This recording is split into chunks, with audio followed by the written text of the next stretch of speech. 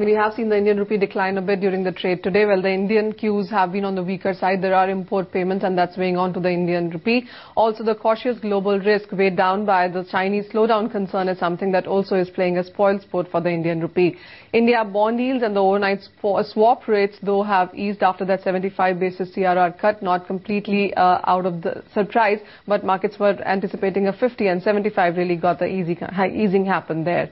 In the international markets, you have seen the dollar index gain up to nearly 3-week highs. It's holding above 80 at this point in time. And the euro has declined to 1.3050 kind of levels. There's a muted reaction coming in from euro to the Greek deal as well.